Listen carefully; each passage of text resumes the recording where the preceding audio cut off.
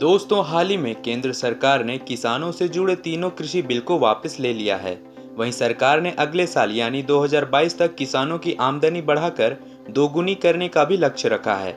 इसके अंतर्गत फसलों का एमएसपी यानी न्यूनतम समर्थन मूल्य बढ़ाना भी किसानों की आय दोगुनी करने की दिशा में एक कदम है। आखिर यह एमएसपी यानी कि न्यूनतम समर्थन मूल्य क्या है, इसे जान लेते हैं। न्यूनतम समर्थन मूल्य किसानों के फसल का सरकार द्वारा तय कीमत होता है। न्यूनतम समर्थन मूल्य के आधार पर ही सरकार किसानों से उनकी फसल खरीदती है और राशन सिस्टम के तहत जरूरतमंद लोगों को अनाज मुहैया कराने के लिए एमएसपी पर सरकार किसानों से उनकी फसल खरीदती है। आपको बता दें कि बाजार में उस फसल का मूल्य भले ही कम हो, पर सरकार उसे तय एमएसपी पर यानी उच्च मूल्य पर खरीदती है।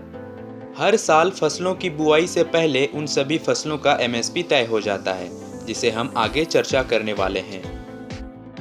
उससे पहले हम आपको बता दें कि सरकार विभिन्न एजेंसियों जैसे एफसीआई यानी फूड कॉरपोरेशन ऑफ इंडिया आदि के माध्यम से एमएसपी पर अनाज खरीदती है।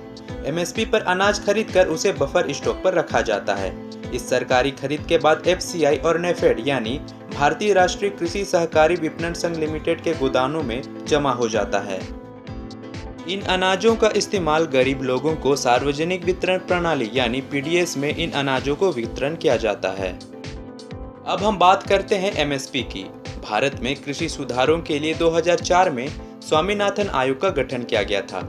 इस आयोग ने एमएसपी तय करने के लिए कुछ फार्मूले भी सुझाए थे।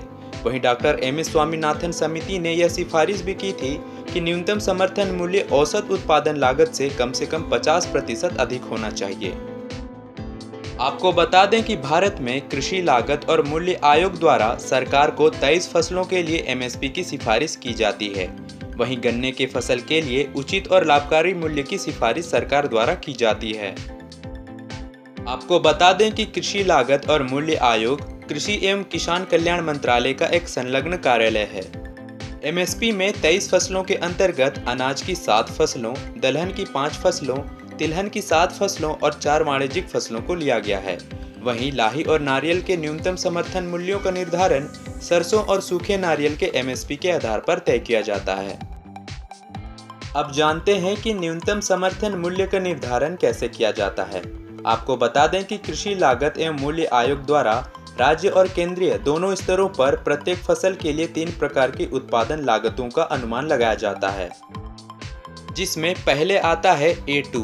इसके तहत किसान द्वारा बीज, उर्वरकों, कीटनाशकों, श्रम पट्टे पर ली गई भूमि, ईंधन, सिंचाई आदि पर किए गए प्रत्यक्ष व्यय को शामिल किया जाता है।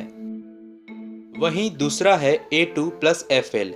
इसके तहत A2 के साथ साथ अवेतनिक पारिवारिक श्रम यानी परिवार के द्वारा दिए गए श्रम का एक मूल्य शामिल किया जाता है।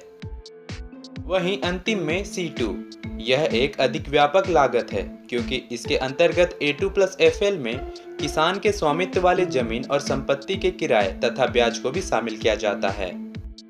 आपको बता दें कि न्यूनतम समर्थन मूल्य की सिफारिश करते समय कृषि लागत और मूल्य आयोग द्वारा A2+FL और C2 दोनों लागत पर विचार करके एमएसपी तय की जाती है। तो दोस्तों, इस खबर में इतना ही। मिलते हैं एक नए फैक्ट के साथ एंड थैंक्स फॉर वॉचिंग।